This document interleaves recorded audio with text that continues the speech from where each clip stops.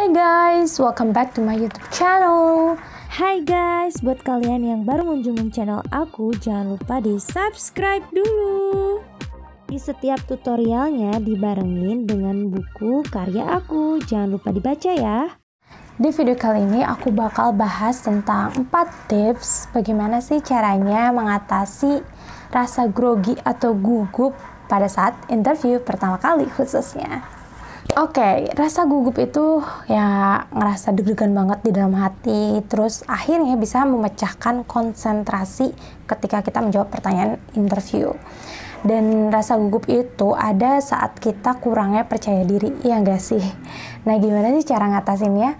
Oke, yang pertama kalian mesti pahami konsep ini. They need you. Jadi di mana-mana yang namanya lowongan kerja, si perusahaan itu butuh loh seseorang. Jadi kalian jangan ngerasa kalau kalian itu bukan apa-apa. Justru perusahaan itu butuh kalian. Oke, contohnya ketika aku menjadi HRD dan menginterview orang, aku ngerasa nih perusahaanku tuh lagi butuh orang nih, siapa yang paling tepat. Jadi buat kalian yang ngerasa kalian tuh bukan lulusan dari universitas baik, sekolah terbaik, terus IPK kalian gak bagus juga, itu tuh udah gak penting lagi guys. Jadi yang paling penting itu adalah skill kalian dan orang seperti apa sih yang match lah ibaratnya ya dengan si lowongan di pekerjaan itu. Meskipun saingan kalian ya dari universitas ternama, IPK-nya lebih bagus, pengalaman kerjanya lebih bagus, tapi ingat HRD juga atau si interviewer juga itu benar-benar menilai yang match aja kan. Kalau misalnya ada orang yang udah bagus IPK-nya, sekolahnya bagus, sekolahnya yang ternama, pengalamannya ada, tapi dia itu nggak match dari segi gaji. Mungkin dia berpengalaman sehingga gajinya yang ditawarkan perusahaan itu nggak match sama dia, jadi dia gugur udah dengan sendirinya. Dan kalian mesti tanamin konsep dimana kalian jangan kira kalau kalian itu bukan siapa-siapa. Kok emang udah rezekinya kalian, itu pasti match sama kalian dengan pertimbangan-pertimbangan yang ada. Contoh lagi nih, misalnya ada orang yang IPK-nya bagus, skillnya bagus banget, terus kalau kalian biasa aja, tapi kalau kalian itu rumahnya deket, misalnya lokasi deket sama perusahaan, nah bisa jadi itu menjadi rezeki kalian kan. Karena perusahaan pengennya pekerja yang bener-bener on time, gak telat-telat gara-gara rumahnya jauh.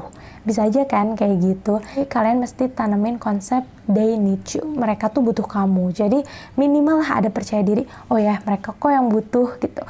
Minimal aku harus nampilin yang terbaik. Jadi jangan terlalu pesimis juga ketika misalnya lihat saingan kalian itu bagus, tinggi, cantik, mungkin ya, atau ganteng, terus ngomongnya bagus, belum tentu mereka yang dicari loh sama perusahaan. Ketika kita nyari back office, ngapain kita harus cari-cari yang cantik, misalnya kayak gitu. Ngapain kita harus cari-cari yang IPK bagus, background sekolahnya bagus? Enggak kan, yang penting skill, dia mau usaha, rumahnya deket misalnya, terus dia juga orangnya biasa aja tapi loyalitas dalam pekerjaan, gak punya prioritas lain.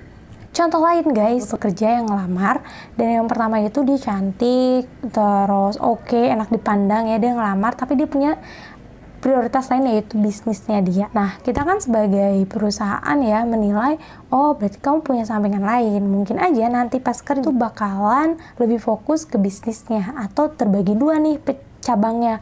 Nah, yang satu lagi ini biasa aja tapi loyalitas karena nggak punya aktivitas lain selain bekerja, jadi ini yang bisa lebih loyal. Dari cerita yang aku gambarin, semoga kalian bisa nangkep ya kalau misalnya kalian ketika grogi tuh konsep otaknya harus kayak gitu. They need you. Terus yang kedua, belum tentu yang sekitar kalian itu, saingan kalian itu lebih baik dari kalian. Kok emang itu udah rezekinya? Ya wes, gimana lagi gitu. Yang kedua, kadang kita suka gemetar atau misalnya kita suka suara kita yang gemetar. Nah, kita harus latih dengan jam terbang percaya diri kita. Yang namanya bener-bener kita ngomong nih depan orang kayak gimana. Misalnya di sekolah suka ada presentasi atau misalnya di kuliah juga kan setiap matkul pasti ada presentasi. Nah, itu tuh melatih kepercayaan diri kita ketika kita berbicara. Apakah kita pede atau enggak? Ada atau misalnya suaranya bergetar. Nah itu bener-bener yang low confidence. Jadi itu mesti dilatih. Ya kalau misalnya kalian ada kesempatan menjadi MC, mau MC apapun, lebih baik ya kayak misalnya di MC ulang tahun saudara kalian atau MC 17-an. Nah, itu mendingan latih aja groginya di situ dibanding nanti kalian harus ngelatih grogi kalian ketika saat interview. Jadi, intinya adalah kalian coba belajar banyak tentang public speaking. Bukan berarti public speaking ini nggak ada nyambungnya dengan si interview ini, karena kan interview cuma berdua gini ya, tapi itu melatih ketika si suara kalian tuh gemeter gitu. Kalau kalian udah biasa ngomong ya, kalian nggak akan gemeter lagi, bahkan deg-degan pun akan hilang dengan sendirinya. Meskipun ya pasti ada deg-degan, setiap orang tuh mau orang itu sehebat apa pasti ada deg-degannya karena ngerasa nggak percaya diri. Tapi ketika kita udah sering ya minimal menghilangkan deg-degan itu gitu.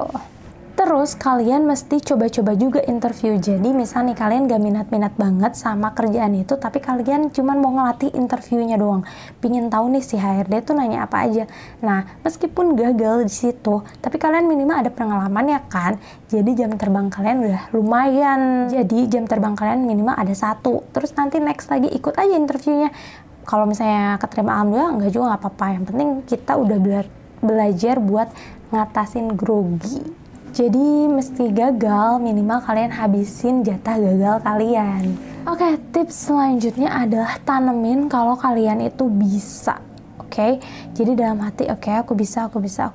Meskipun kalian lihat orang-orang sekitar kalian ngerasa, oh ini lebih cantik, tinggi, kayaknya dia bakal diterima deh karena enak dipandang, belum tentu. Jadi yang harus tanemin dari diri kalian yaitu yang pertama, kalian jangan pernah nganggep kalau diri kalian tuh bukan siapa-siapa. Terus yang kedua, kalian mesti ditanemin juga dalam hati kalian kalau perusahaan itu butuh kalian.